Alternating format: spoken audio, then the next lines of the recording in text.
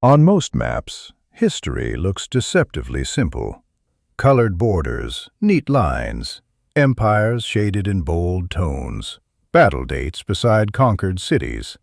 But history doesn't only remember what was drawn, it also remembers what refused to be drawn. So what happens when an enemy appears that doesn't fit on the map at all? When a rival lives outside the lines?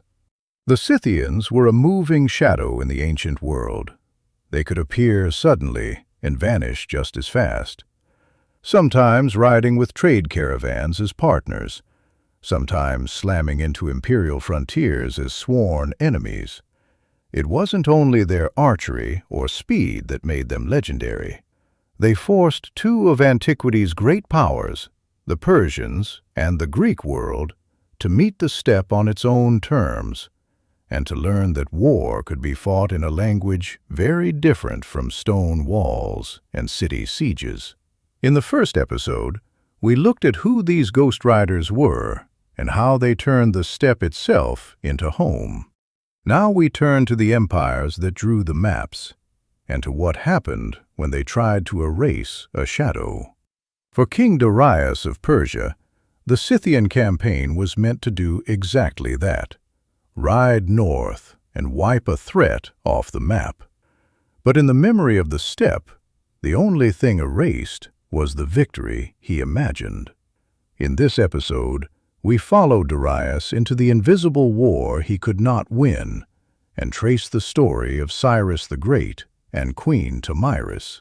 We also see how Greeks and Scythians traded and fought around the Black Sea, and ask why a people this powerful slowly faded from the stage of history. In the 6th and 5th centuries BCE, the contrast was stark. On one side, the Achaemenid Persian Empire, with stone palaces, monumental roads, and heavy infantry in bronze and iron. On the other, a people with no stone cities, no defensive walls, no marble palaces. A nomadic nation whose tents and herds moved with the horizon, the Scythians. To the Persians, these riders began as a vague threat beyond the northern frontier, a blur of raids and rumors that soon hardened into a force capable of wounding imperial pride. Darius's grand Scythian campaign was the peak of this tension. Around 513 BCE, he fixed his gaze on the grasslands north of the Black Sea and assembled not just an army, but a machine. Bridges were thrown across rivers, depots prepared, camps marked along the route. On paper, the plan was simple: draw the Scythians into open battle, crush them in a set-piece engagement, and silence any northern threat in a single blow. The steppe, however, had other plans. When the Persian army advanced into Scythian territory, there was no enemy waiting, no cavalry on the horizon, no smoke from camps, no line of shields in the distance. The farther Darius marched, the wider the steppe seemed to grow, and the heavier the silence became. At first, Persian officers assumed the enemy was fleeing. In reality, the Scythians were activating a strategy honed over generations. They fought by withdrawing. This was not the flight of a beaten army. It was a controlled erasure. Each time they pulled back, they burned grazing land, fouled water sources, and destroyed stored food. In their own lands, the Persians were a disciplined force, marching along prepared roads and well-supplied routes.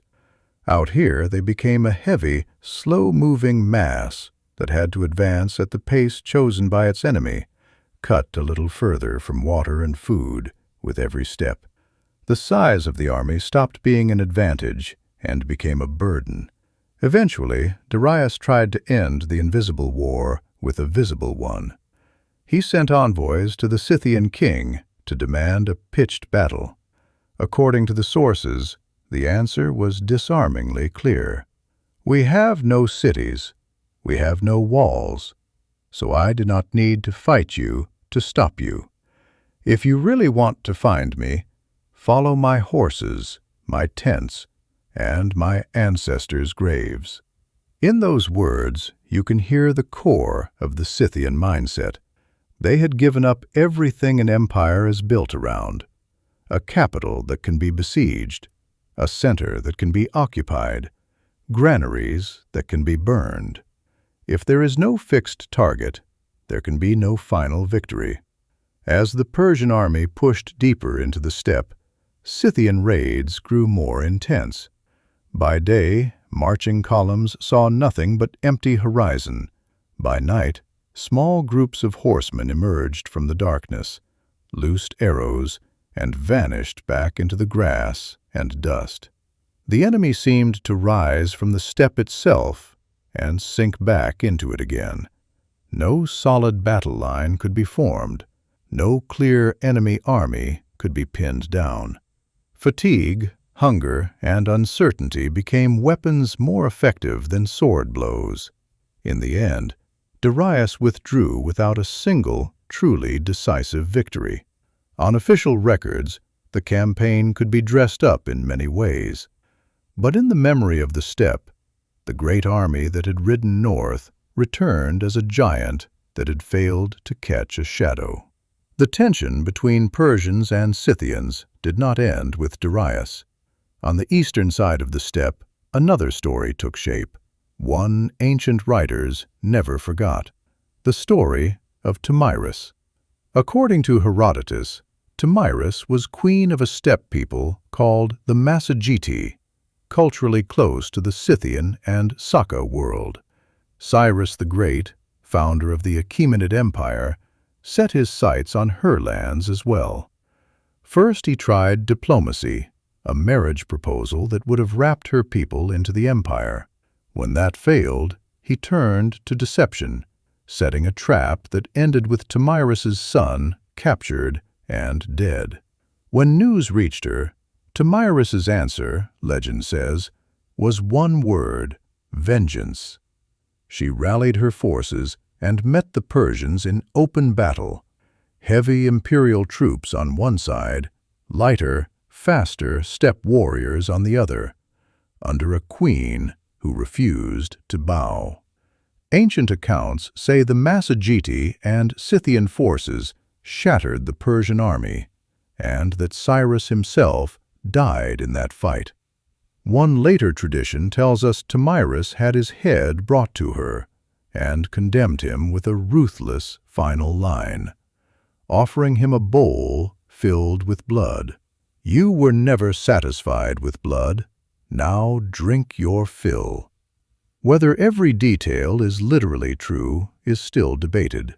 For the ancient world, it hardly mattered. The image was unforgettable: a steppe queen standing over the fallen founder of an empire. The relationship between Scythians and Persians was more than raids and battles. It was a clash of world views. Persian power expressed itself in lines, borders, tax districts, royal roads, carved inscriptions, ordered provinces. Scythian power existed in the blank spaces beyond those lines, in the parts of the map cartographers left white. For the empire, this had a clear consequence. No matter how many engagements the Persians won, they rarely felt they had achieved a final, unquestionable victory. Victories could be recorded, armies could march home, but in the Persian mind, the Scythians remained like an unsolved case file, always there, never fully closed. After the Persians, another great power entered Scythian orbit: the Greek world. Along the shores of the Black Sea, Greek colonies sprang up, trading posts that grew into cities. Between these ports and the inland steppe, a dense web of exchange formed. Grain, hides, honey, and slaves moved one way. Wine, fine pottery, and metalwork moved the other. Trade softened the hard edge between the two worlds, but it also created new tensions. To the Greeks, the Scythians were both vital partners and unpredictable neighbors. On painted vases, Scythian archers appear again and again, sometimes as exotic guards, sometimes as dangerous foes. Those images capture a single emotion made from two: fascination and fear. On the battlefield, the differences were even sharper. Greek hoplites fought shoulder to shoulder in tight formations, a moving wall of shields and spears, a disciplined killing machine in the right terrain. But on wide, open ground that stretched to the horizon, against horsemen who could change direction at will, the same formation became heavy and clumsy. The Greek world could not decide whether to admire the steppe way of war or to fear it, so it did both. The Scythians were not only dealing with Persians and Greeks. The steppe itself was always in motion. Cimmerians, Sarmatians, Massagetæ, and other nomad groups pushed, merged, and collided, constantly reshaping the balance of power. At one point, the Scythians displaced the Cimmerians and took control of the northern Black Sea region. Centuries later, they themselves felt similar pressure from the Sarmatians. On the steppe, no dominance was permanent. Power was always preparing to pass to the next wave. So why did a people with such a strong war culture eventually fade from history's spotlight? There is no single answer. From the 3rd century BCE onward, Sarmatian tribes moved westward and squeezed traditional Scythian territories. Shifting trade routes around the Black Sea weakened their economic influence. Some Scythian groups settled into smaller, semi-sedentary kingdoms in Crimea and along the Danube. Others mixed with newcomers and slowly lost a distinct identity. By the time Huns, Goths, and other powers appeared, Scythian had become, in many texts, an echo, a name for a remembered past, or a vague label for people from the north. In the end, the Scythians were not broken in a single, shattering defeat. They faded the way they had arrived, gradually, like riders disappearing behind the line of the horizon. What they left behind, however, lived on in the steppe.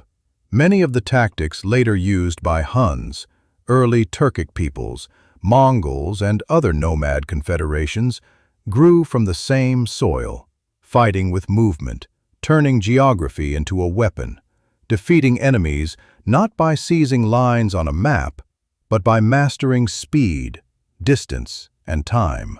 The Scythians never completely stopped the Persians. The Persians never truly conquered the Scythians. But one truth remained unchanged. Empires are drawn on maps. Steppe peoples live in the spaces those maps fail to capture.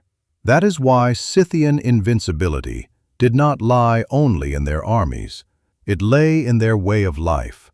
Cities can be burned and erased from stone. The memory of the steppe takes much longer to fade. The Scythians, shadows that refused to fit inside imperial borders, a way of thinking that turned open land into a battlefield, and a lost nation whose tactics still move between the lines of our history books, long after their name has been pushed to the margins of the map.